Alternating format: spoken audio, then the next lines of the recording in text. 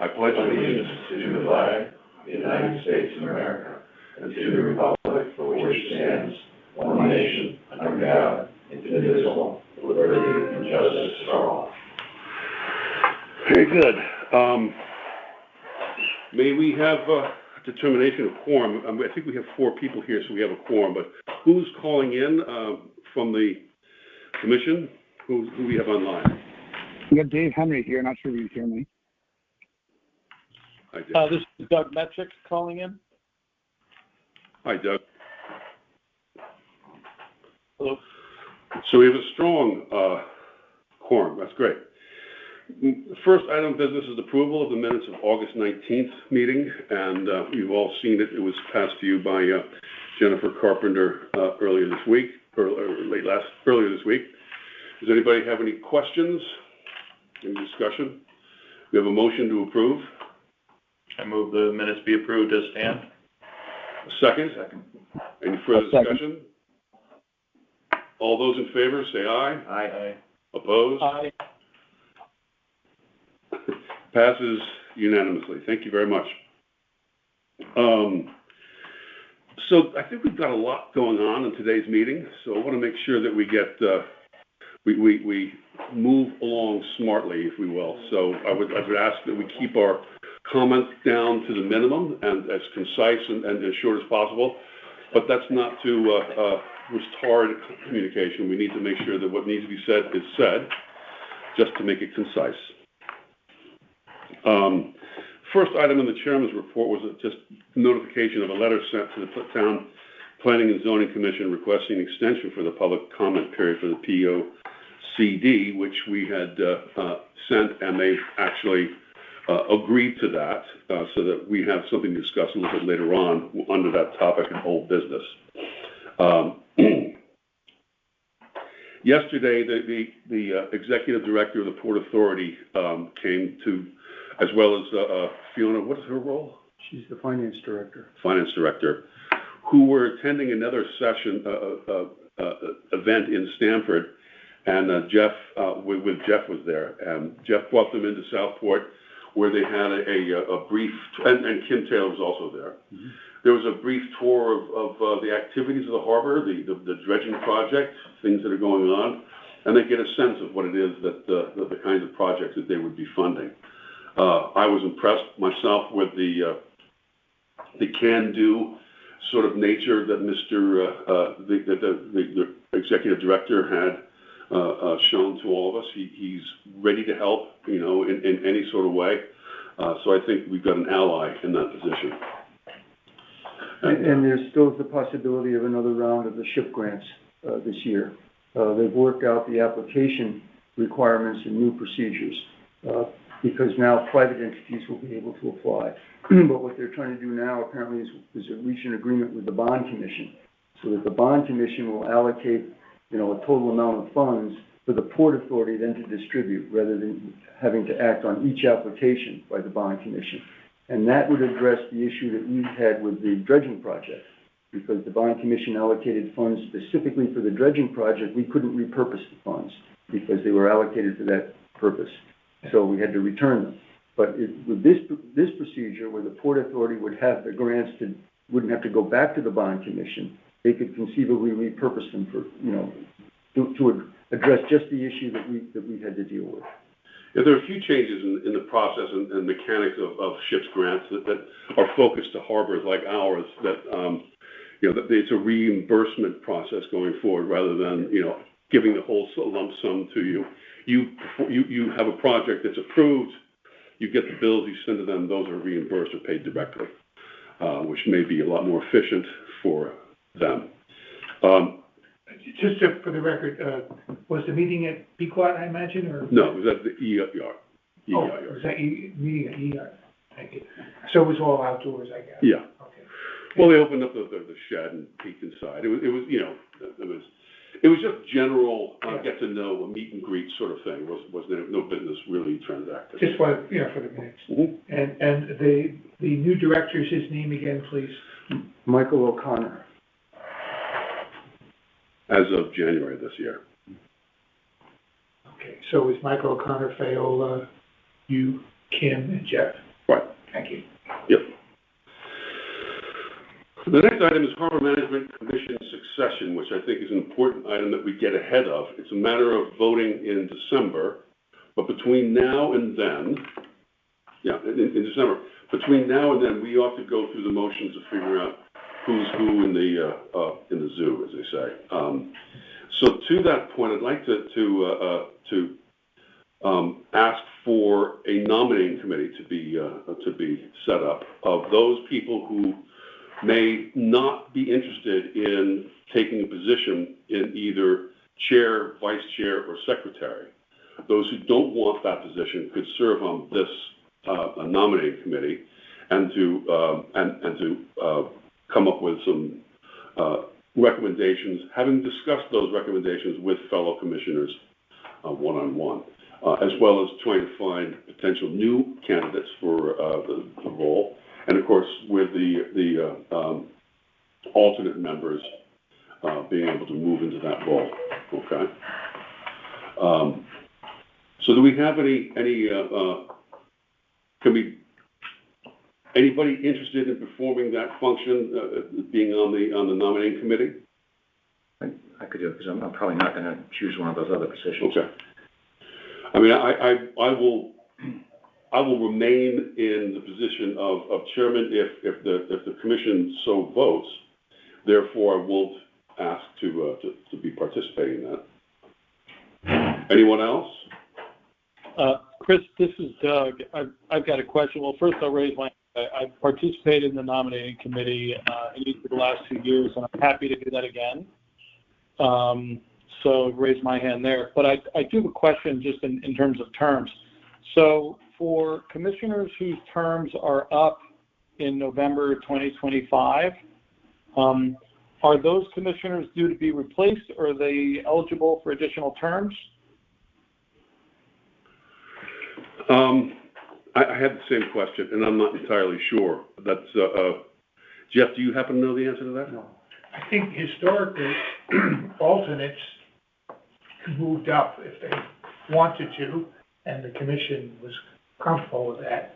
First, before, I mean, a sitting member of the commission could be renominated for another term, correct? Yes. Before the alternates? Yes. Usually that was worked out by the nominating committee. I worked with Doug on that in the past. And there were discussions around the room, and we got to an understanding of who wanted to do what and not do what. No, Doug had the question, but does he have any input since he's been on the committee twice? Doug, do you have any, what have you heard in the past about that question? Yeah, well, so but my recollection really had to do more with the chair role and the transition there. I think the nominating committee as a committee could undertake this and report back to the HMC. My understanding is that there are 3 commissioners whose terms are up in November 2025, myself, Don, and Bill Perugini, and that we have 2 alternates whose terms would be up, and that information is based on the town website. So we could determine, we could make a determination there on the eligibility of the 3 commissioners whose terms are up on if they wanted to say if they're eligible to or not, or whether those become vacancies and how to backfill. And then I think in the interim, the remaining commissioners, I think, are on term through 2027, again, based on the town site. But if there are any changes in the interim, that could be addressed too. So maybe we'll just make that our first order of business as a nominating committee, just to sort that out and report it back. That's great. I think we should proceed on that basis, but I will nonetheless contact Jennifer Carpenter and maybe the town clerk to make sure that there are not other applicable rules and regulations that apply. Any further questions on the nominating committee? I only have one other comment, Chris. I think the previous year when we were going through some nominations, it may have been a little bit in stride as it related to chair role and other things. There is a November, I think, term date. So when is the next HMC meeting? Is it third week in November? No, it's in October. There is an October meeting? Okay. So we have next meeting between now and the next meeting and vote in November. Is that what you mean? And then I think you're right. To make sure there was ample time to present information, also give time for commissioners to indicate their interest or lack of, right, between now and the next meeting, so that then the nominating could do some work prior to the November meeting. Right. Anything further on that? Moving on, Harbor Master Leclerc. Thank you, Mr. Chairman. Since the last meeting, we've been uneventful in general, except we issued 4 separate PFD warnings, always to stand-up paddleboarders, it seems. They're the worst offenders for not bringing a life jacket with them on the boat when they're out there, on the board when they're out there. We picked up and retrieved a 3-foot log floating off of Kelsey Point. We assisted a community sailing Ideal 18 that ran aground adjacent to the lower wharf. We needed assistance from the whaler was too small to help, so the club sent out a boat to give me a hand. One of us pulling the mast over one way, the other pulling the boat out. We tipped it and got the keel unwedged, and everything was fine. On August 28th, there was a sinking boat in the harbor, a small power boat around 20 feet. We got a call from a golfer who noticed it seemed to be going down quickly, and he was correct. Yacht Club stepped up again and sent out several boats to help keep it above water, get their pumps on it in time before it totally sank or had a fuel spill and got hauled out of the water, so that was successful. 2 power boats were issued warnings. I stopped them for going too fast in the channel. Both were visiting boats, one from Westport, one from Fairfield, just coming into the high speed past all the moorings.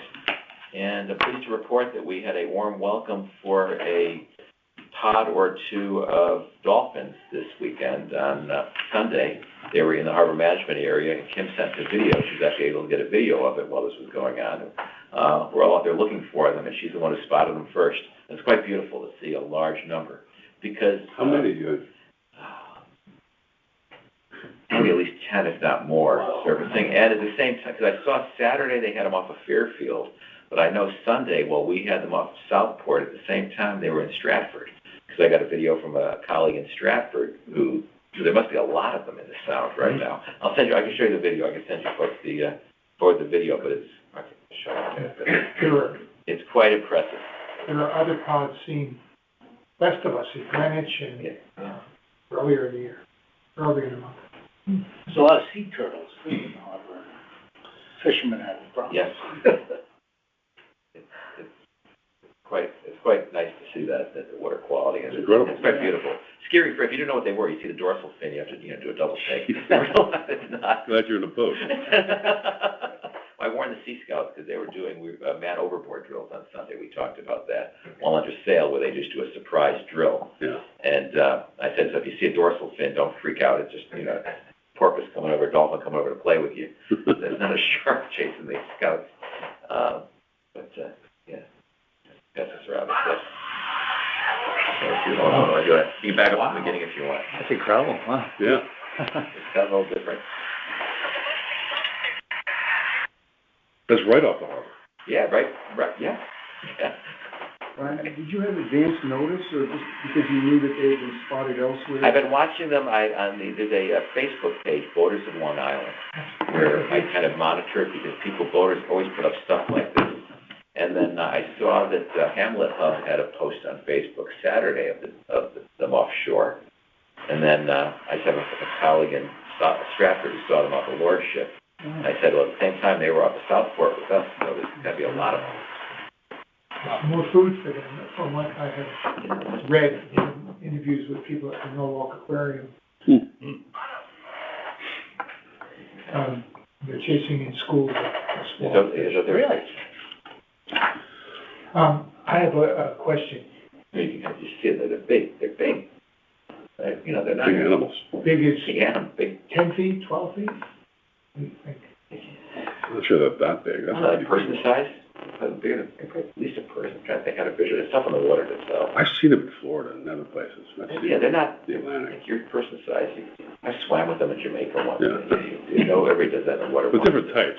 Yeah. I'm not sure dolphin or porpoise either, I'm not quite sure the difference, if they're the same or, I'm not I don't know. I have one question. I think I know the answer, but just for the record, I gather that the harbor master boat is not arrived.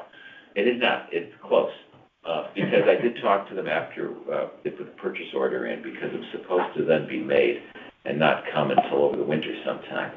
So the PO went out and she called up and I said, when's this gonna come, early spring, next year, when could we expect it? And she said, well, we weren't truthful entirely about the schedule. Because we knew you were gonna order this, we had the mold out and we were making one, so we said, let's make one more, your mold's made, off to the side, waiting for the order, so now they're just making the rest of the stuff, attaching it. And they called last week, they were getting there, so it may be much sooner than later. This season, hopefully. But possibly this season? Yes, this season, hopefully it's this season sometime in the next week, actually, which would be useful to break the engine in, so you can do a gentle break-in in the fall and then pull it out after a month or two and be able to do its initial service instead of having to put it in and take it out and put it in again. The initial break-in on an outboard, you have to run it so long at idle speed and then go up to full, but not much. You have to do a lot of different speeds as you break it in to make it last a long time, and then do a quick oil change on it early on too. Do we need to specify the final purchase price for the record? I know that we had a little exchange on that, but I think it was 60,100 or thereabout within the future. Well, I think the only thing we need to worry about is if it was within the tolerance of the resolution made. It was, so yeah. So I think that's probably fine. You might make notice that it was within the tolerance. Yeah. Below I'll let you know as soon as it comes in. just for the record, someone could ask. Anything further? That's all I have, Mr. Chairman. Thank you. Thank you very much. Moving quickly along to old business, raise bill 6914. Is there any new news on that? Well, that bill is no longer, that's in the past. Any future bill would have a different number. And the legislative session, I believe, starts at, in the beginning of 2026. We have a committee, as we talked about, with Kim is involved. We're a member of that committee to work with DEEP. We were trying to set up a committee meeting, and the mayor of New London couldn't make that meeting, so we're going to try to set up another meeting. And now the chairman of the Norwich Commission would like to participate, again, to have representation from Southeast Connecticut. I did talk with Mr. Thompson at DEEP yesterday. He's from DEEP, and I talked with him on the phone. But it's interesting, he had expressed, the willingness for them to work with us. But yesterday he said he would like to include legislators in the process. But so we have to work out the process. But the committee to discuss the interest of the Harbor Management Commissions, we're trying to set up a preliminary meeting before meeting with DEEP, and we're trying to do that in the next week or so. Okay. Any questions? Lower Wharf rebuild update. I talked with the town engineer before the meeting, and everything seems to be in order. We have the Historic District Commission approval and the TPZ site plan approval. And we also have finally, we had approval from the Corps of Engineers with a general permit, but that approval we realized was only didn't include the full T-head. So we modified got the deep permit. And now Mr. Hurley said that they have the approval from the Corps of Engineers as well for everything. So that it will be put out to bid. He said that they don't need any action by the Harbor Commission, before going out to bid. He did say that they've decided to, in order to meet the Americans with Disabilities Act and Handicapped Access, section of the railings along the pier will be lower. I forget how many sections, but in any way, it's going to comply with the Americans with Disabilities Act for fishing access by disabled people. And they had to lower the railings in 2 sections to do that. I assume it's safe still, but okay. If I might ask, is someone who's going to design that? My concern would be that it becomes a perfect diving pier. If we're not careful, we have a nice low spot you know, how that's gonna be interpreted, not for wheelchair fishing, but is there Well, my understanding protocols? is, it is designed, because it's, the design is what's approved in the permit. the actual railing design, not just the structure on the pilings, but the railing, because they're gonna lower the railing. That's what I'm curious if. He said that the railings, the lowering of the railings is in accordance with the building code, or the town building code. But I can ask additional questions about it, but. And it's just curious if we have options to do it so it is handicapped accessible, but at the same time, it doesn't, I mean, there's a way, whether, it's not flat so you can stand on it, it's, I don't, Well, I'm trying to think of a way I'll that ask. it doesn't turn into a diving platform. That's always was a big problem, as you know. Well, I think the lowering of the railing is not to, you know, have an open area, but just a Well, partial lower. right. Yeah. I'll ask. Depends how much But they lower, right? he said today it's in accordance with the building code. And the decision to make sure it meets all the handicapped, disabled access requirements. I can talk with him again. The other issue, as I've mentioned in the past, is, we have to decide when we update the neighbors, one neighbor in particular. It could be as much as a phone call from myself or anybody else who you comfortable calling Jessica McMahon and saying, here's where we are, just wanted you to know. I think it's better to over-communicate and be ahead of this than surprise, startle individuals involved. Right, so should we send a letter to those people who are right there saying, you can expect this to happen? When does they don't know, I mean, they haven't even gotten into the bidding process, so No, I they haven't started that yet. they have no idea when it would be. But I think even letting people know that the bidding process, that the bidding process is going on, based on what Jeff has reported and Bill has reported, it's possible work could start in November, it might be December, January, but I think it's, the personalities involved, in my experience, better to be ahead of this than be reactive. Yeah, okay. Why don't you and I get together on a letter to write to them, and if that, just, I think that's probably the best way to go, to those 5 or 6 houses that are right there. Sure. Okay?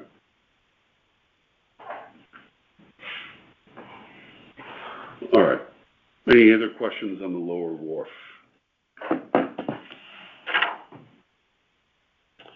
Hearing none, we now move on to mooring committee, Mr. Warren. Yes, not too much. I, like everyone else, have felt the absence of Betty acutely. So my part of my job is to receive invoices from Online Mooring, to check them against the reports on the website, and then submit them to be paid or to be, to make sure that the deposits have actually taken place in the town account. So I used to just send them to Betty, and then in her absence, I was sending them to Jennifer, and then she said, well, I'm not going to do this. Colleen Roche in Public Works will take care of that for you. So I've been sending them to her. I have not received any responses. So I'm hoping that she's taken care of it correctly. The other thing is, I did want to put together a report in October.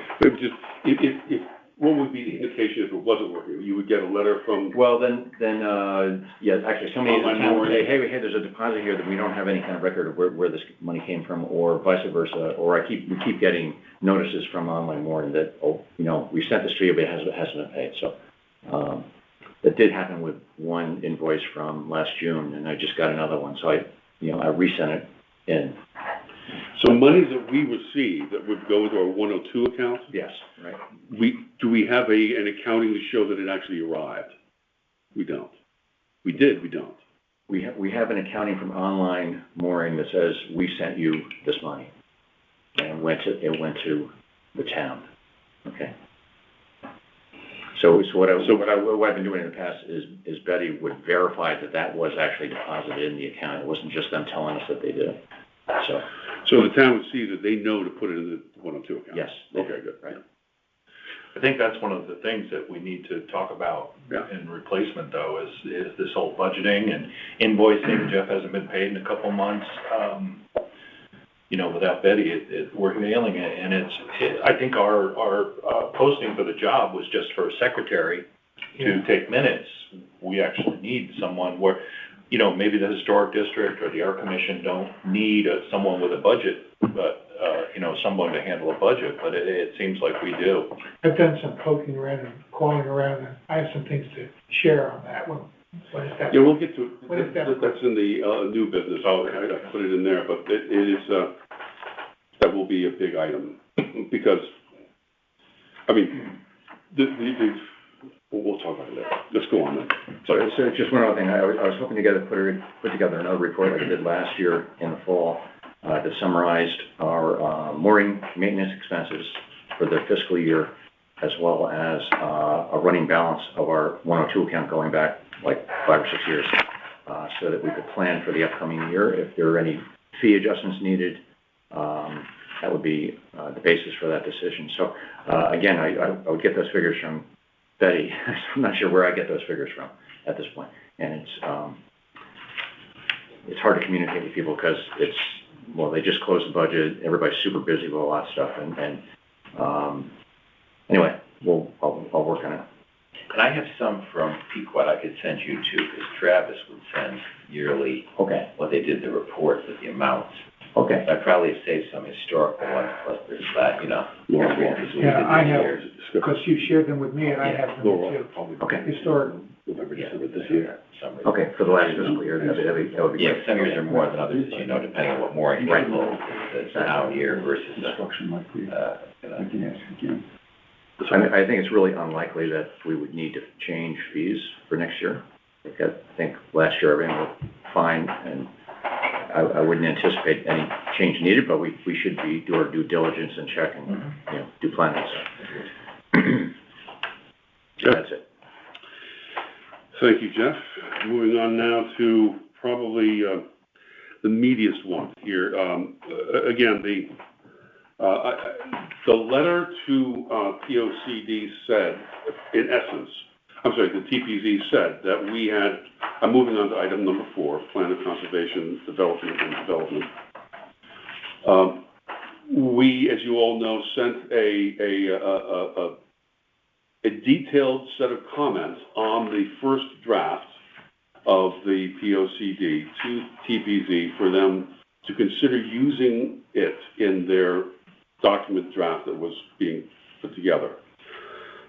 They rejected it because it wasn't our right to do so. They rejected it because the font and structure of it did not comply with that which they were already putting together. Whatever, they didn't take up our comments. And that was apparent when we looked at the next draft that came out. Our comments were not included. So we wrote the letter saying, we've given you comments, and we do have the responsibility and right to be a reviewer of this document, as do other agencies. And, Jeff produced the letter with statute and verse on that. And they responded to say, well, we will extend the period of comment for a week. Until, I guess, the close of business on this Friday. Which was a week, right? Oh, it's a week and a day, because they met on the Thursday last week. Yeah. So a week and a day is how much they've extended it. September 19th. Yeah. So the job before us is how do we now use that time to compose a different set of comments that maybe is more concise, maybe in a structure that they can absorb into their font and paragraph structure. I don't know. But we do that now, and I worry that we're going to get really too deep in the mud in this meeting. So I sort of entertained some thoughts as to how it is we might tackle this. Jeff, what were you thinking for this meeting? Well, just for background, the argument that the commission doesn't have, a role in this is clearly not what the town code says or the state statute. And just the Harbor Management Commission shall review for consistency with the management plan for Southport Harbor several things, and then it's item 3, all proposed revisions and amendments to town plans, rules, and regulations affecting real property owning or contiguous to the harbor. So specifically includes town plans. And then there's the requirement for notice, at least 35 days prior to the commencement of any hearing, and where no hearing is held 35 days before final action. And then it says that But Jeff, I mean, we have all that. What is our if they know all this too, we know all this. What would we do? Would we say, you have to comply by the rule, we're going to sue you? No, what kind of? I don't think we do that, but going back in November, we had 3 exhibits, 3 different submittals. Exhibit A was recommendations specific to the harbor management plan and Southport Harbor. And those we requested be included in the section of the POCD that's called environmentally rooted community. We had 2 recommendations, and on page, there's a section on harbor management. It's a small paragraph. We suggested that be expanded. And then at the end of that section, there are strategies to support, environmentally conscious projects. We asked that there be an additional strategy having to do with supporting the management of Southport Harbor and implementation of the harbor management plan. And so this was in our... But my question, Jeff, is if they just reject our ability to comment outright, what do we do to combat that? I don't know. Bring that up to the town attorney? I don't know. But I think the first thing is, well, I shouldn't say I think, my thought is that we have to decide what to submit to them now, what we think is the best thing to submit. And the other things that we did, we had an Exhibit B, which included a map of the harbor management area, the town's jurisdiction, and we had an Exhibit C, which we call the Coastal Vision, which applied to the entire shore area of the town, which was submitted for advisory purposes, not with respect to just the harbor management plan. And so now the question is it possible, though, Jeff? Sorry to interrupt, but I want to make sure that we focus our energies here. Is it possible that some people in TPZ opened up our communication and their eyes glazed over, said this is way too much, we're not going to throw it into this document, you're overreaching? It was like one of those too long, did not read type responses? That's my concern. I don't have a good understanding of how we got feedback from TPZ. I understand the issue of our authority. That's one question we can solve. But what I don't understand is how were you informed, or Jeff informed, and by whom and when, of objections to what was provided? I received 0. You received 0. You have had no communication with Emmeline? Only my email to them. Okay.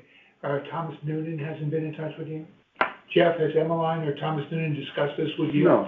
So neither of you know with any specificity what their objection is to the substance, let alone the authority. So how do we know then that they rejected it? Is it just because they didn't include it in the latest draft? I don't know the answer to that because I haven't talked to Emmeline or Thomas Noonan. My hope would be that we could have some conversation on a real-time basis with either Emmeline or Thomas Noonan or somebody else on the commission and say, look, we believe we have the authority to talk to you about this because of this, this, and this. But it's not clear to us what you're objecting to and what would be helpful to you, if anything. Can we talk about this? Because I don't know the answer to that. That's exactly what I'm getting at. What should our next step be if giving all this information to them didn't work that way? What's a different way to approach this would have a better? I think the only way to get that answer is to talk to either Emmeline or Thomas Noonan or both, because otherwise you're guessing. I totally agree with you, Don, but we get that answer, it's not going to be for tonight, and we need to. Nope. And we need to comment on this by Friday. But we also know that in the sections that we asked be amended to include specific recommendations and in the sections that are now in the July 30th, 2025 draft, our recommendations aren't included. Yeah. Right. Exhibit A in the communication from November that we sent had, very specific recommendations. I poked around in the website for the town on the update. It says, click here for POCD update or draft, and they show the update. They show comments by other commissions and so forth. I couldn't find ours in there at all. No, there weren't. Yeah, it's all There's just that little paragraph that was there before. No, but even in the communications they have online, Oh, I see, yeah. they have, public comment, they have folders for all of this stuff, and There's a lot I of- poked around it today. Other documents, department meetings, public comments, I mean, DOE statement on POCD draft. one option that you could do is, if you look at Exhibit A that we sent in November of '24, it's 3 or 4 pages. That could be compressed, and sent, but I would not simply just be sending stuff. I would suggest that there be conversation as well. It says, here's what we're doing. Because of the interest, in the interest of time, we're resending you information that we sent you in November. We've made it more concise. But let's talk. What is it about what we've said before and what we're saying now that you object to? I don't know the answer. I would agree with both you and George. I think that the thing to do is to take a different communication approach.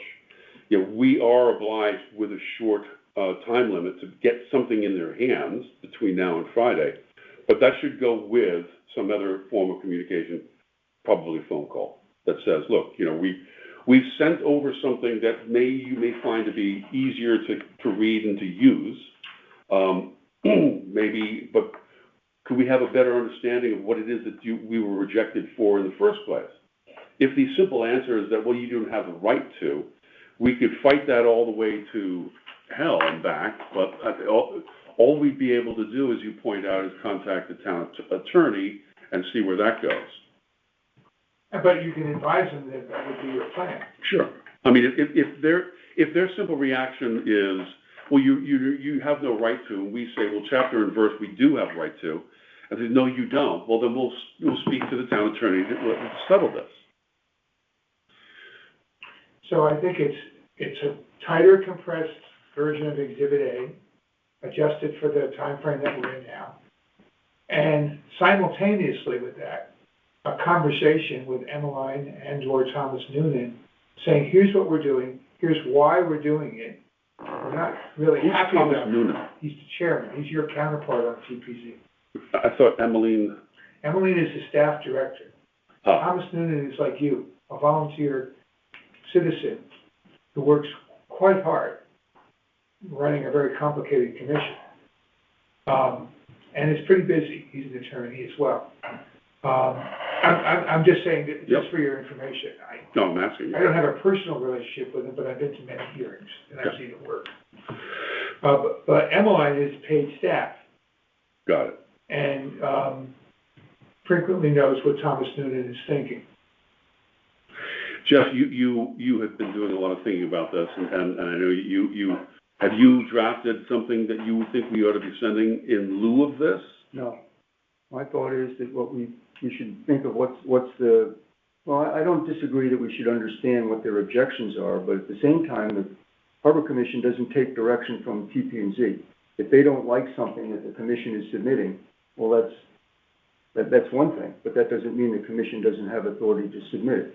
And to submit what we feel is the right thing to do, whether or not the TP&Z likes it or not, I don't think whether TP&Z likes it or not is an issue. We do our job and we can. But we're asking them simply to take into consideration that which we've given them. And if they come and say to us that, well, we've taken into consideration, we don't like it, we're not including it, we're moving on. Yes. And they have that right. Yes. And I'll tell you, we're going through the same process in Stamford right now with the update of the Stamford, they call it the comprehensive plan. And in that regard, the effort to do that is, the planning effort is like $500,000 of planning work. And the Harbor Commission asserted that commission has an authority to make comments, and if our comments aren't addressed, then a supermajority vote of the planning board in that case is necessary to approve them. Let's hold on the authority issue. It's essential to this, but let's get to the substance of what we're going to say and the tone and everything. Because I think, while we know what we want to say, it's also important to understand what would be useful to them. They've seen what we're about to resend to them. They've rejected it. Why? What would be useful? What would be better? What we want to do is make the plan of conservation and development a better document for the town, reflecting our mission and our concerns. If we have not done that, how could we do that? Well, what we're trying to do is also make sure that the harbor management plan is supported by the plan of conservation and development in the way that we think it should be supported. All valid, but again, if these guys have a 127-page POCD, they're under some pressure to get it approved and ratified. It will guide this town for the next 10 or 15 years, I guess. Was it 10 years? 10 years. 10 years. They've got a job to do. We're trying to be helpful. If this isn't helpful, is there anything we can do that will be helpful, or should we just go and move on? I think the commission should do its job. It's not our job to, we're trying to be helpful, and in that regard, that's why we prepared this Exhibit C, because this applies to the entire shore area. And I think a good argument can be made that the existing POCD doesn't give adequate weight to environmental conservation, and the old shore area plan is lost. Yeah. So this was clearly in an effort to be helpful.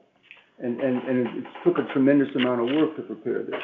But with respect to the harbor management plan, we have essentially one page of recommendations to advance the harbor management plan, and we have a little bit more background about what the Harbor Commission does. So it's a little over 2 pages. But if they're not buying what we're selling, then that's it. And then I think the vision document is fine, but they've got 127-page document. They've got a zillion other applications to deal with.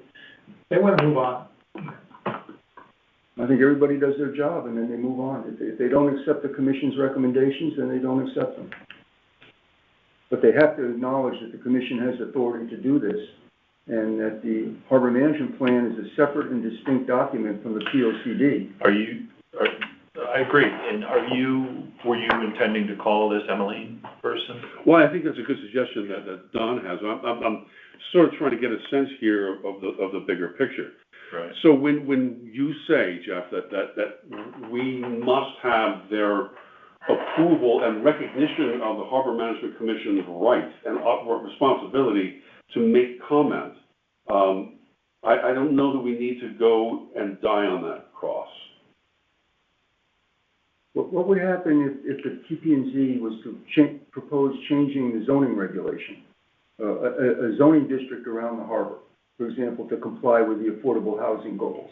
And they were going to change, to say, the Tide Mill Dam or something like that, and they were going to change the zoning. We'd certainly want to assert that the commission it's a proposed change to a plan or a regulation of the town. And we could then also make a recommendation, as we have already. And with this. to that point, Emmeline the only thing I read from Emmeline in the email back to one of those was that they don't plan anything like that. And there's no language resembling that in their document. That was the only thing I read from her. Of course, they're not proposing. I'm just doing a hypothetical that relates to the authority of the Harbor Commission to review a proposal by the TP&Z. And we don't know what other proposals there might be. But their rejecting of what we've given them isn't them rejecting our right to comment. Because we have a right to comment. That's what you're talking about.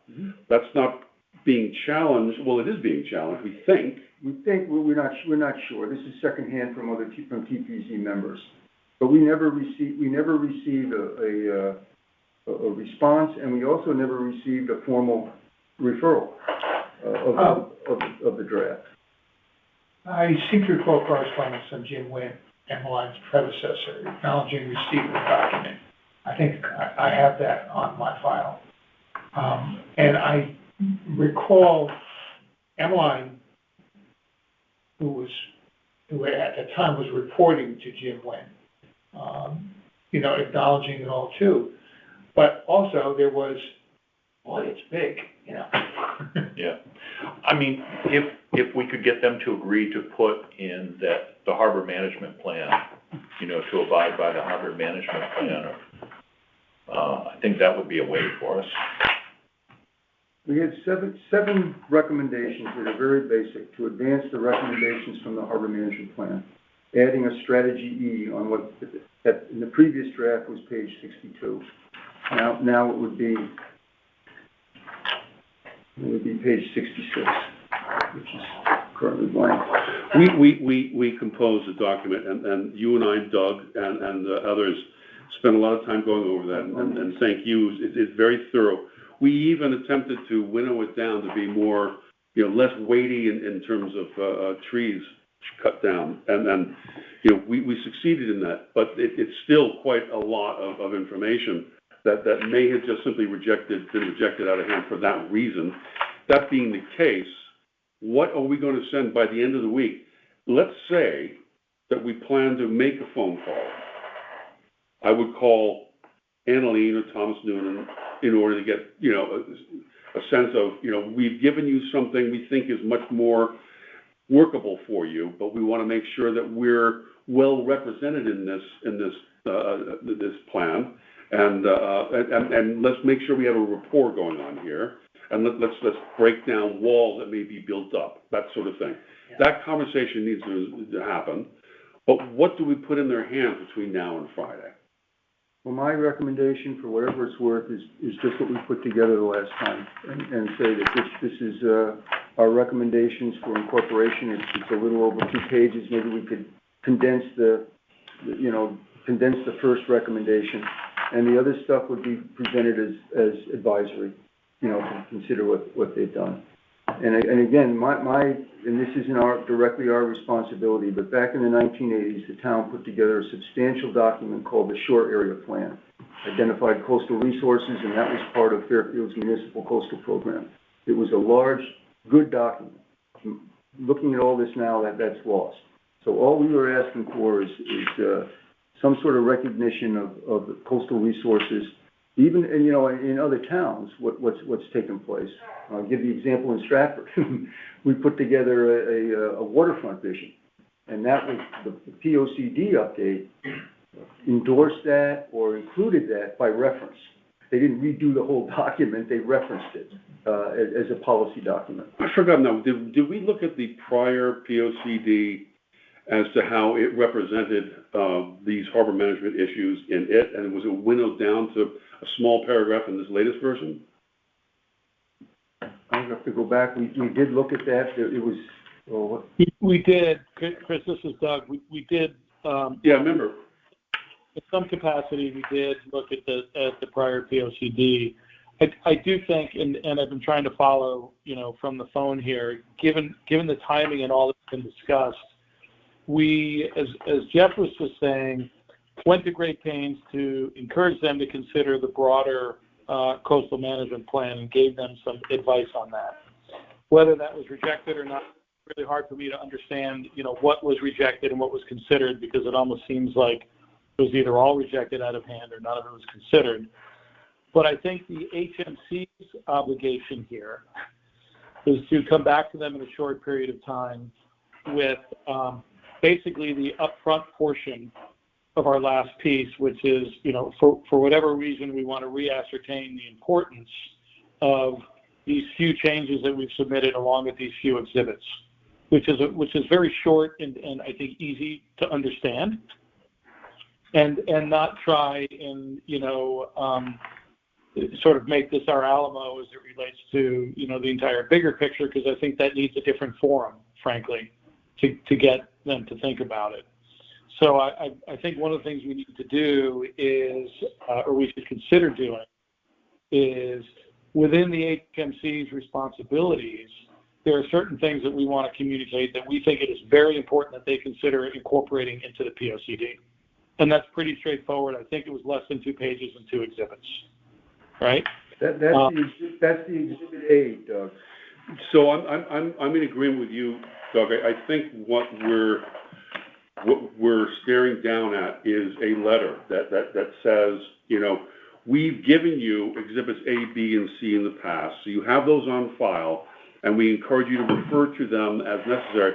However, what we feel is extremely important to be included in the POCD draft that you're producing right now are these 4 or 5 items that we list in bullet points in a 1 or maximum 2-page letter. That's what we have that's what we said in Doug Referendum. Okay, but that's Exhibit A. Then we need to pull that from there and put that in a letter form with, and even make them skinny down.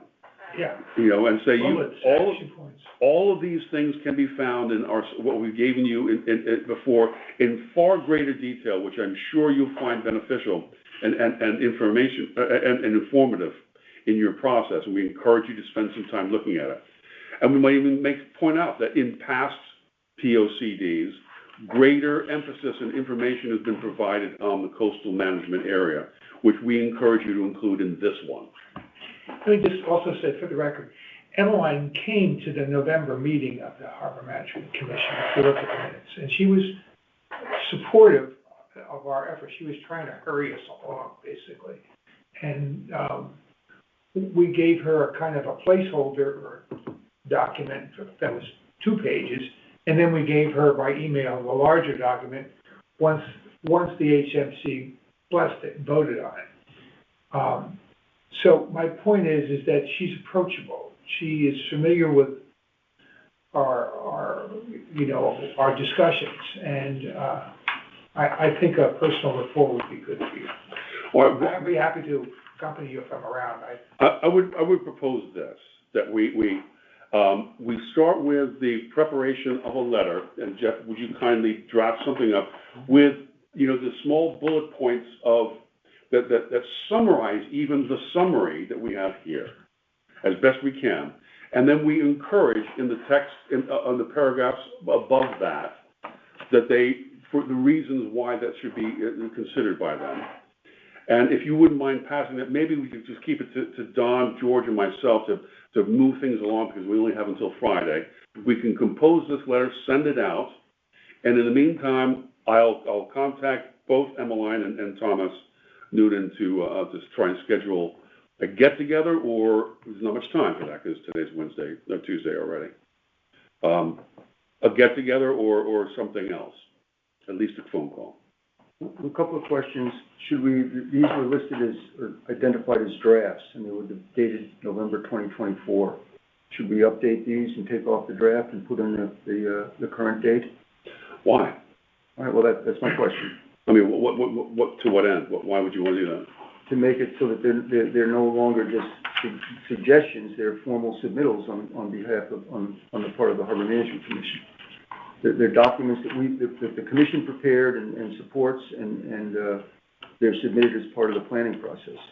So one of the things that we did in Stamford just recently is, I guess you're not supposed to go in this direction, but the commission provided its comments and then made a motion to make a favorable recommendation for the comprehensive plan, with the understanding or with the condition that the commission's comments are properly, there were several items like that. May I recommend, draft or not, we've given these documents to them in draft form. We make a comment in the letter, in the paragraphs in advance, before the bullet points that say, we've given you this background information, which shows great detail about the important resource that we have in our coastal environment that we are charged with protecting in the Harbor Management Commission. And we encourage you to look at that. We, as the commission, reviewed and accepted these documents as a final document, which we have submitted to you. We can make that comment there. So we've submitted them to them.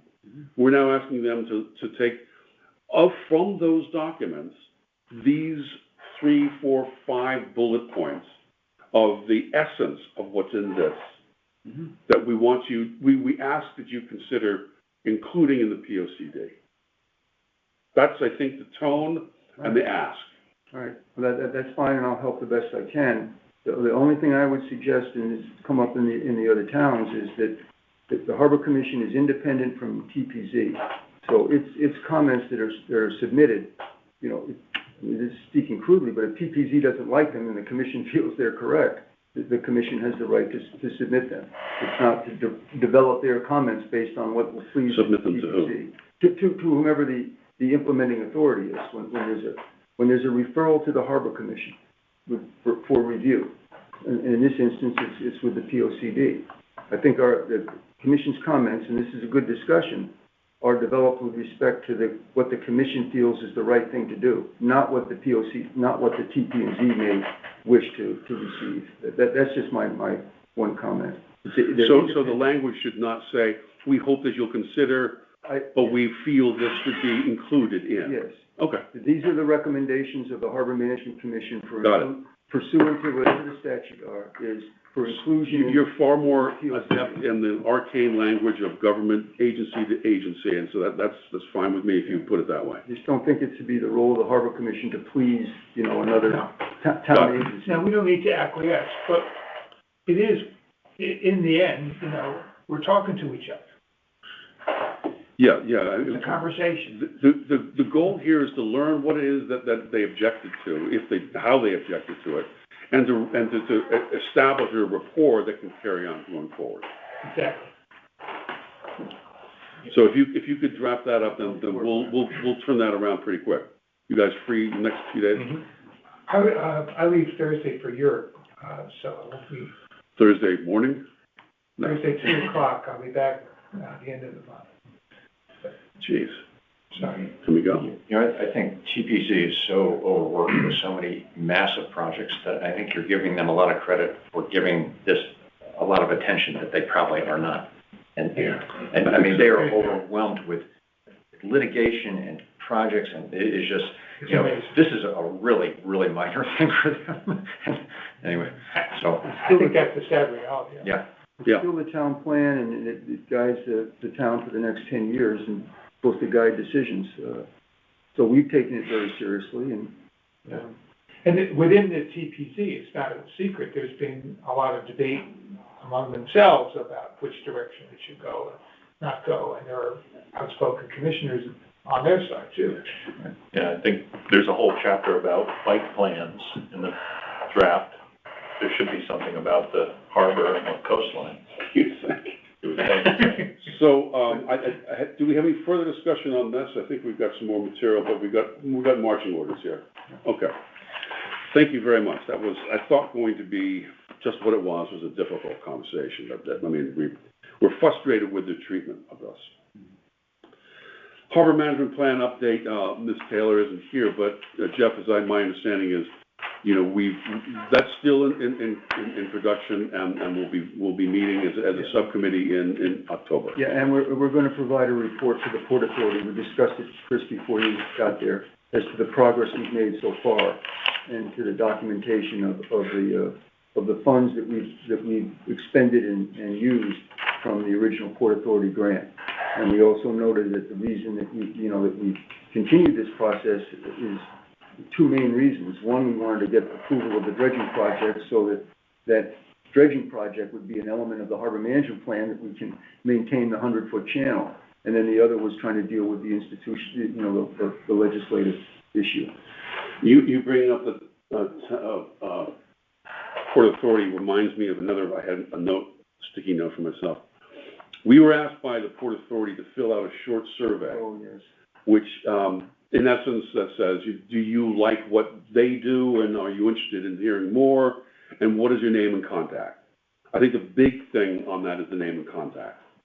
I mean, it's a very short survey. Question is, who should be on that? It's one person, but Jeff, you're the one who has the greatest and the consistent interaction with them. Are you already getting it, and should I go on it, or should you go on it on our behalf? Well, it's up to the commission. If you want me to, I could be on it. Are you already on it? You're already getting. Yes, I interact with the Port Authority on a number of projects in other towns, so they share with me at the present time. But as the chair, maybe you should be the formal contact from the harbor management. I'll do it that way. Or just use it by title, if I might suggest. Yeah, Chairman, and good. then using the town address. And And then by then, hopefully, we have a stab at Good it. idea, yeah. It'll be perpetual that way. Absolutely. Okay, thank you very much. There's another item of old business, I don't know if we're finished with that, after the harbor management update. May I just quickly? Please. The Corps of Engineers project manager is planning a visit to Southport Harbor to look at the mitigation area that we established on the country club side, where we'll move the plants. So she was on leave for a while, but I expected to hear from her by now, but before the next meeting, I anticipate that maybe one or two people from the Corps, including the environmental person, will visit the Corps and look at that mitigation area, because they need to give a report to DEEP that it's functioning properly. And then at the same time, we're starting to talk about starting the process to plan for dredging of the harbor access channel. And I mentioned that, you may be able to take some current soundings, but there's a process to start, to make a request that they start to evaluate a dredging project for the entrance channel. And one of the things that I plan to do with the new boat is make a detailed, not map, but, the depths we have, and then track them every month, just so we can watch what's happening in the channel, as opposed to just anecdotal. I'm filling in by this buoy and I'm losing here. So we can actually have an idea how much the channel is narrowing and getting shallower, so we have a plan. Check with Travis. I know that he has, a bunch of past soundings from Grace on the chart, so that you'll be able to, I know there's a bunch of them.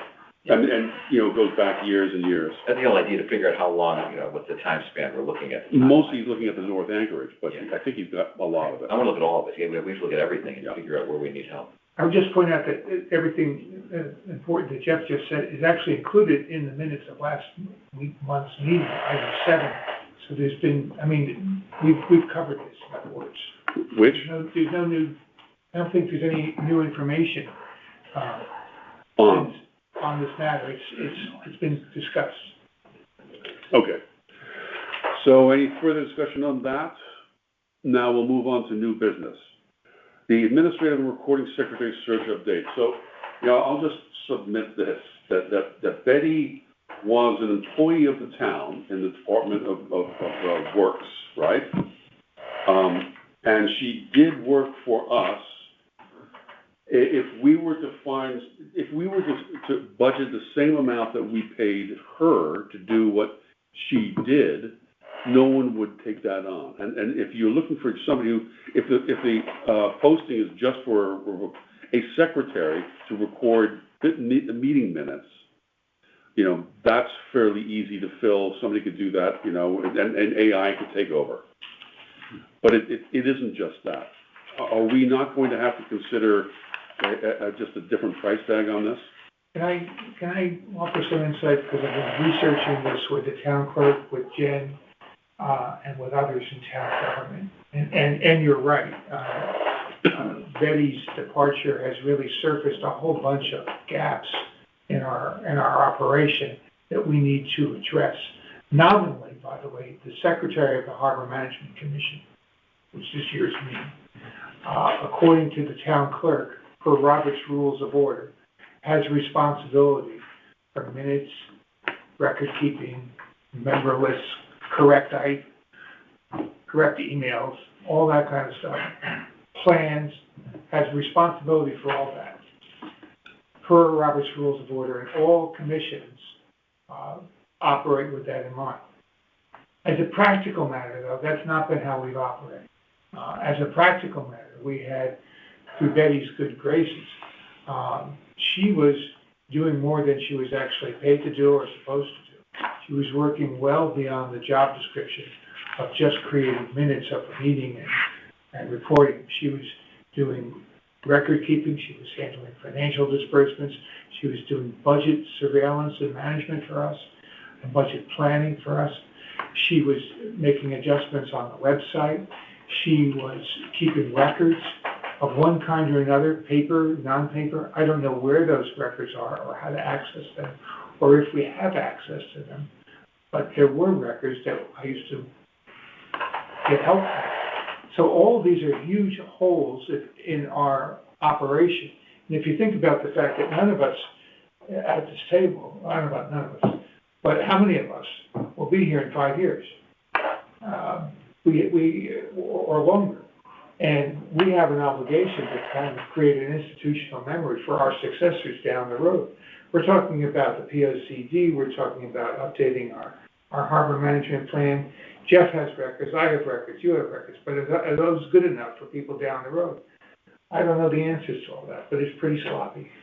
And we can do better and need to do better to create a kind of institutional memory for this commission for the future.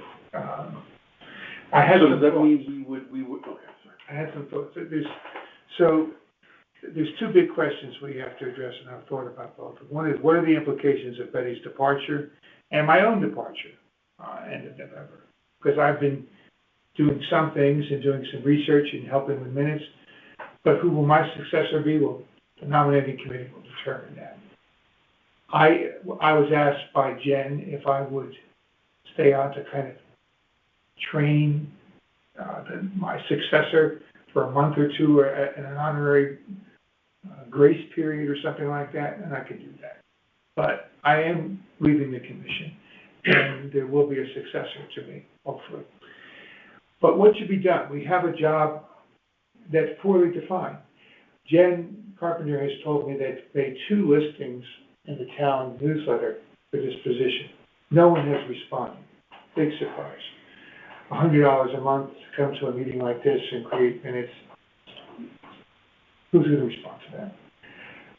What has been suggested to me by the present chairman, the outgoing chairman of the HR commission, who happens to be a friend of mine, a guy named Martin Schwartz, is that we talk with the powers that be in the town, like Jen, possibly Dave Becker, possibly talk about revising the job description that we're looking for. Because it's not simply a minute taker. It's all these other things. That person, and how does that person get finessed into the system? You know, other departments, other commissions, for example, that I'm told that the Conservation Commission has someone that takes minutes. But like Jen also works for the Conservation Commission and can facilitate other things. And there are other commissions that have a kind of insider helper facilitating all the things that we're talking about so that bills get paid, so that we don't lose stuff. And we don't have that. Is that a paid position? It's not. It's the same kind of thing. It's honorific. It's the kind of thing. But it's a town employee or it's a member of the commission? Well, she was a town employee. So, I mean, that's what I'm getting at, and I've lost the page of it, but TP&Z had, like 10 or 12 people. Now, grant you, that's a whole nother level of activity and work.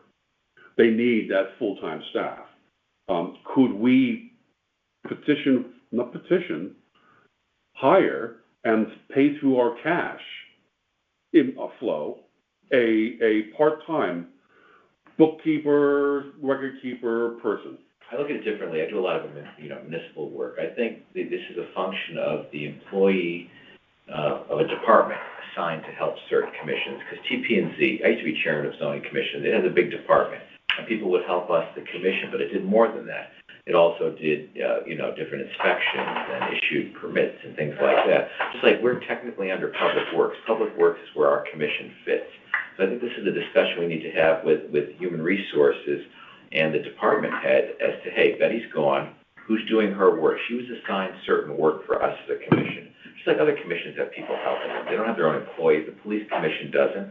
Board of Finance doesn't have their own employees, where my wife serves. But they have people assigned to do things for them. You have a finance department that will do certain functions or reports that they need. So I don't think we should take our money and do that. And if we did, we would ask for more money. Anyways, in the budget, we need $5,000 to pay X percentage of the salary of this employee. And another commission may say, that's just moving money around in the budget, basically. Well, but I think it's the job of someone. I think it's not us finding someone new. It's saying, HR, hey, Betty's gone. As Jeff points out, Don points out, there's a void here. Who's doing this stuff? Yeah. And Jen has been gracious to extend herself, but it's not her job either. She's doing You more. you can tell she's reaching the end of her willingness to do so. She's got too much on her plate on a good day. So what was suggested to me was along the lines of what you're saying, is that we have a conversation perhaps with Jen, perhaps with Mr. Becker, perhaps with someone from HR and say, here's our problem. We need to redefine and compensate accordingly the position that we need. We don't need to compensate. I would say that we have needs as a commission. We need an employee of the town to do the town, we the town, right? The town Before we spend our own money. the town needs to redefine this, given what's gone on.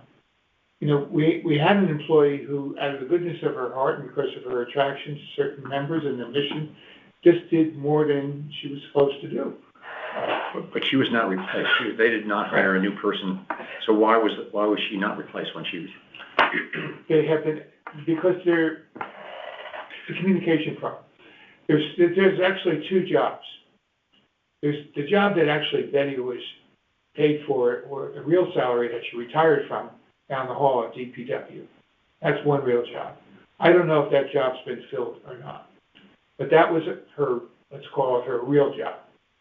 We were $100 a month little add-on. Oh, I see, okay. That she did, and then because she liked certain people, because she was attracted to the mission, because she was a good-natured person, she did more than she was really paid to do. Gotcha. Much more.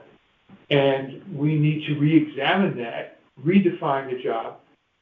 We, in this case, the town, not this commission, compensate that person fairly for a bigger job. So I agree, and I think the first step should be a letter to HR, Board of Selectmen, maybe Becker. And I don't know if you have time to compose a letter, or you want Don to work on it, myself to work on it. I can write that letter, but I think, what I was thinking was actually calling, speak to somebody at HR, DPW, or Jennifer, Jen Carpenter. Yeah, I started that already. I speak to them and say, look, you know, we're caught behind an 8 ball. It isn't just keeping minutes at the meeting. We're, you know, administratively, we need more support. Consultants aren't being paid, bills aren't being paid. And Jen tried to repair that. So, if she came from DPW, maybe that's where we start. But Don, would you do that initial? Yeah, I told you, I ride bikes with this guy that's the chair of the HR commission, Martin Schwartz. He used to run the Kennedy Center. Oh, know him. You know him? Yeah. And I told him everything that I'm telling you. And his suggestion to me was, you need a new job description, and the HR people have to be involved, and maybe Becker. And Didn't we give a lot of new information to when they were listing didn't we say that Betty does more than take minutes? I don't think it was acted on. I think we gave. We gave a lot of information that I think was lost in the what was posted was more like, gee, come to a meeting once a month and take minutes for $100. So we maybe need two people, one to do that, or there's probably a number of ways to fill the need, but the need has to be better defined. Yeah, I think the minutes is a minor issue, frankly. I think particularly if we could use AI to compile it and have a human inspect the end product. You asked AI to take this recording and give us a full set of Town of Fairfield type minutes. I can report to you on that too, because I don't know if you saw I did. I talked to Dave Kelly. No one is doing this yet in the town, but it doesn't mean we couldn't kind of experiment with it and see what would work. Would of course involve a great deal of human oversight, because God knows what could come out of it. But I have a friend who is on the board of the New Haven United Way, and they use an AI app to create minutes from their United Way meetings. That's different from a government body like us. Yeah, but I think if you set the parameters within the AI instruction that said, we I'm asking you to take this recording and give me minutes for a municipal form minutes for this meeting. And it comes back to you with something. You were in the meeting, you compare what you heard and the notes you took with what you have. I think you'll be favorably impressed.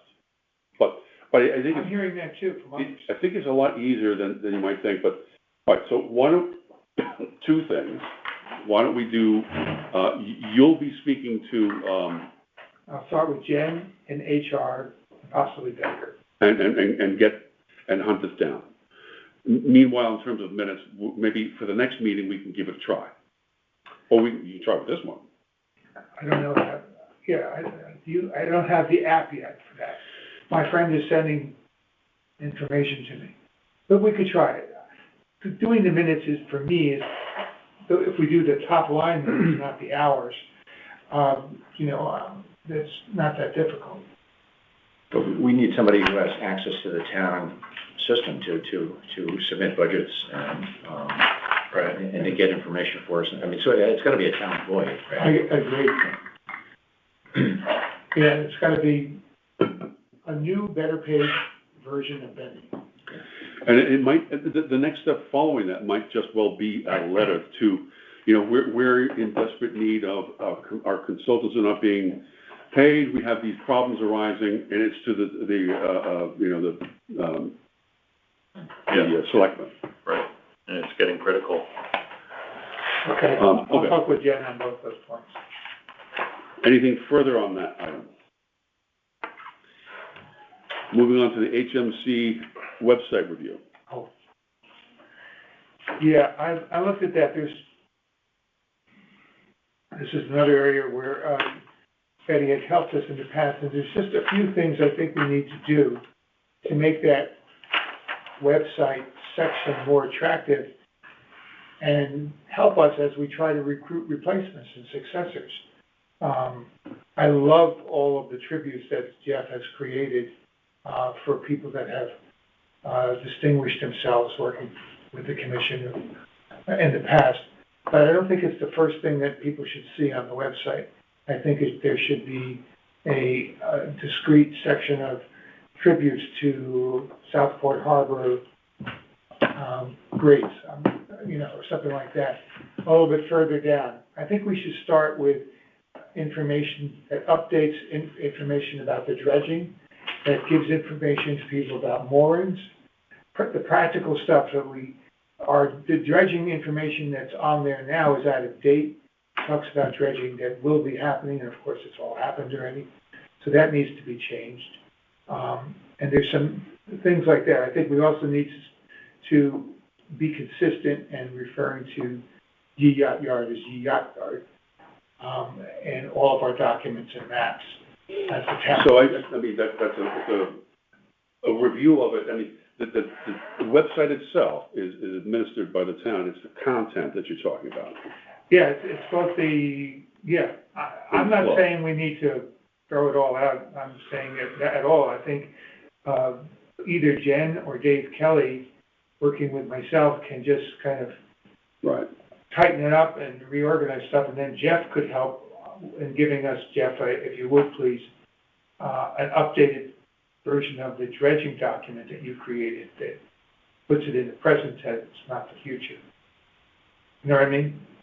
I think so, but we're writing a report to summarize what we accomplished this year.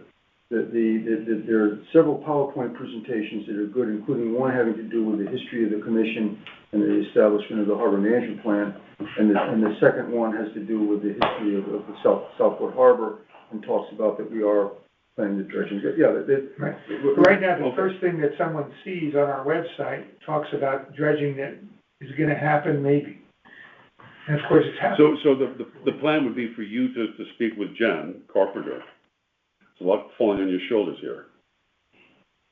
For you to speak to Jen Carpenter to manage the flow of the correct information, update the information. One thing that jumps out to me is if you're looking for Harbor Management Commission, you have to open up Harbor Master, and then you find down at the bottom Harbor Management Commission, and you open it up, and it looks like the Town of Fairfield website, but it's buried. There should be maybe a more direct navigation from the very first page of the town. There's departments. It should probably be in there. It's under, it's not under departments. It's under government. It's under government and then boards and commissions. That's for all the boards.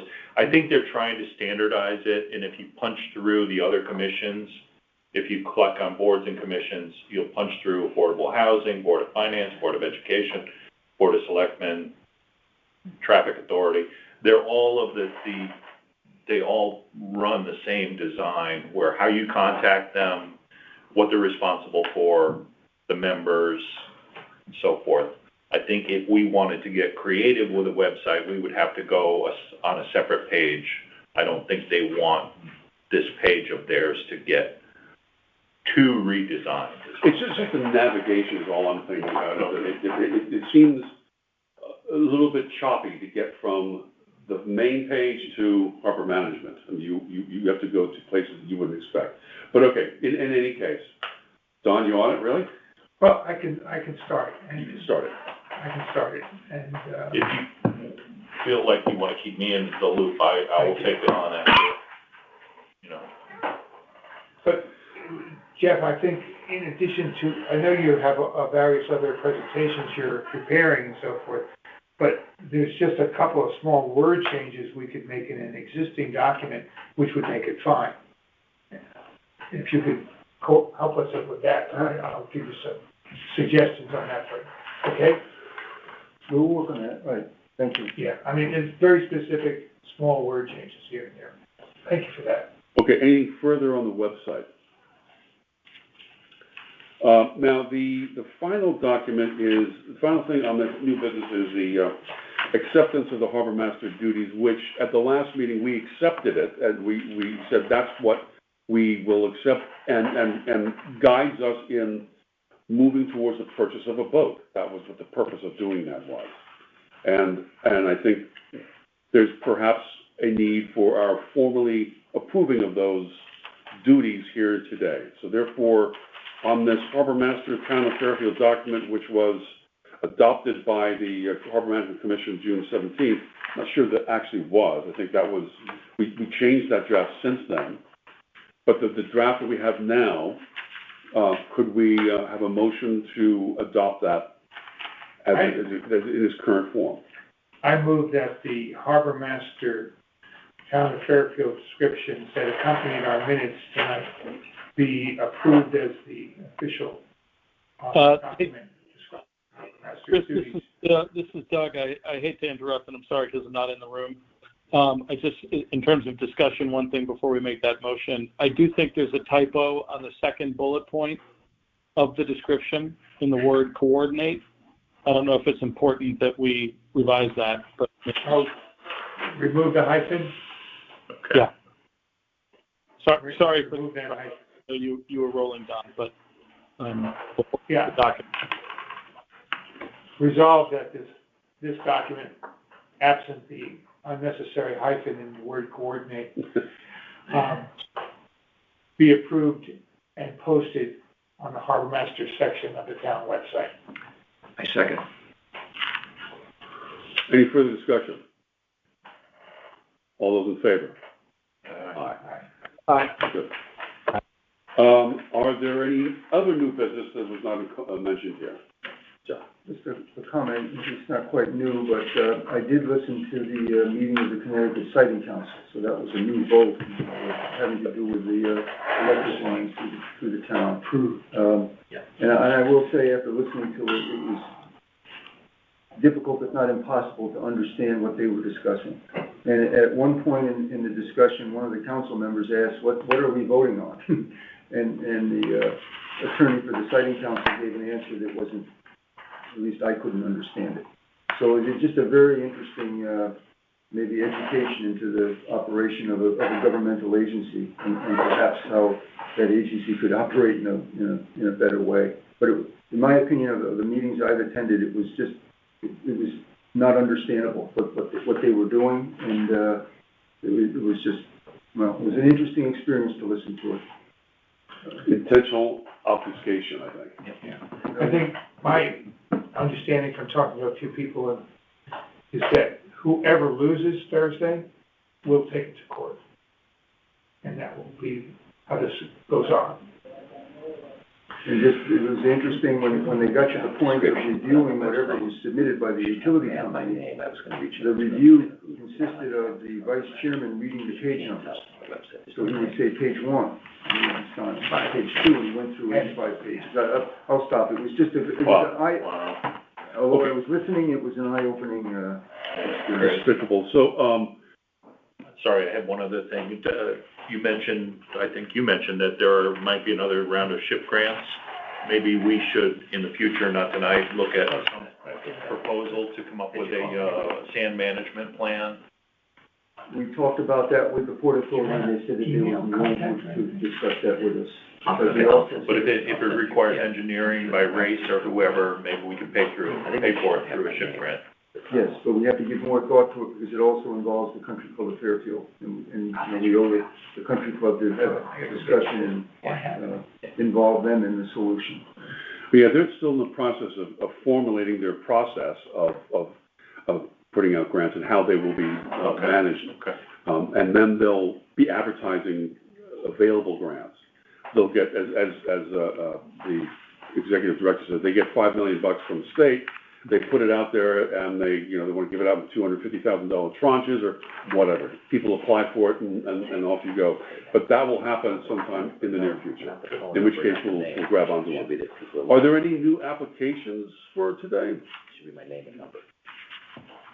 Or is there public comment for today's meeting? Yes, Chairman. Yep. My name is Michael Nishpal. For the record, Michael Nishpal, I can give it to you. Michael Nishpal, 67 Middlebrook Place. I have two items I'd like to discuss. The first one is, thank you all for your service. I've attended a few of these meetings. I'm very keenly interested in the Harbor Management Committee, and my intention today is to apply for nomination to the RTM or the website says the RTM or the Board of Selectmen. There's a form that you fill out. Yeah. And you've seen that form? No, I haven't. But I think a nominating committee would be interested in hearing that. But if you fill out the, where is it? It's under home government vacancies. Right. And there's Missions and yeah. And it asks you all kinds of questions, and then I guess that would then be funneled to, the commission, which would funnel it to the nominating committee. Nominating committee would then make new recommendations for new members of the commission to the RTM. They then vet you, and it goes from there. Okay, so there's no single point of contact at that level, but I'll go to the application for sure, and I'll be applying as an unaffiliated. Okay. Great. Brian and I have talked quite often, Mr. Stedman, we've talked on the Lower Wharf as well, but just want to bring to your attention, my intention is to apply, and we'll see where that goes. The second order of business is the Lower Wharf dock that's being proposed. I went to engineering and I took a look at their plans. I was interested in the details. I'm from a construction background, so I got into it. It's very well detailed. If you're concerned about the upper railing, it's like 42 inches high. I don't think there's anything you can do keeping kids from jumping off there, and it's going to be just posted as a hazard, I think. But I understand that the material they're using is a flat top. If you turned it into a half-rounded top, it might discourage some of that. I think you're going to attract a lot of fishermen to that pier for sure, and so it's going to be popular. So maybe a flat top is not the best thing for drinks and tackle and all that. So, Jeff, make maybe a suggestion that it wouldn't upset the approved plans, but, you could change details like that. You could go to a half-round railing if you wanted to. I'll mention it to the town engineer. Yeah. The only thing I could not find, and the materials are generally what you would expect. We're going to have, utility pole type pylons. And the original has 10 pairs of these pylons. This now has 9 pairs. Does that make a difference? It doesn't. It's still going to be 90 feet long overall. but they're all cross-braced, a little bit more than was done originally. What you won't have is these very tall four posts that were used for, historically, I think they had passenger boats that pulled up to, I mean, this is old, and those were for hitting the dock without damaging them. You won't have those anymore, so it's neither here nor there, but it's a simplified version. What I couldn't find, Jeff, on the plans, and it does concern me, is the material they're using for the walking surface. They show pressure treated for a lot of the main structural members. They show possibly IEPE, which is spelled IPE in the plan, but I'm not sure. That would be something to know. What is the walking surface? How is that going to affect bare feet and all that? I mean, I think it should be considered. But generally, high-quality pressure-treated wood is being used. And I don't think there's any intention of painting that, right? Just leave it natural. So those are my two issues. I just wanted to comment on what I saw in the plans. They were kind enough to show me, and yeah, pretty well detailed. Thank you very much, Michael, for your comments, and they're captured in our minutes. They, as you go through your process of putting your name in the hat for commission, make sure that, I mean, if you don't hear from one of us that we've received it, remind us. Okay. Just make sure that nothing slips through the cracks. In the next month, I will make that application. Yeah. Thank you. There's no doubt. Jen Carpenter can be an assistant. You know who she is? No. She's the deputy chief of staff. We're actually, I mentioned this to Don, but we're not listed as one of the vacancies, and as a vacancy. Thank you. Yeah. Thank you. There's Bicycle and Pedestrian Committee, Dwight School, Ethics Commission, Fair TV, Flood and Erosion Control, and Land Acquisition. So we're not on there, but Don will, right? You will ask. I'll put it on my 10 list. Okay. After you're running, but I have one quick question. You said that the SHIP grants, now private entities could apply for them. The quick question is, because I get asked all the time by the Pine Creek people, could they get dredging money? Is that the type of money that could possibly be available for SHIP grants? I think it has to be pursued. All we know is that private entities are now eligible to apply, and that they've worked out the application process. Okay. But I don't know any more than that. I was just curious what that meant. Wasn't really, you know. Not. Okay, I think we're done with the meeting today. We actually sometimes call for a motion to adjourn, but I don't think we need to. I think we stand adjourned. Thank you very much. Thank you.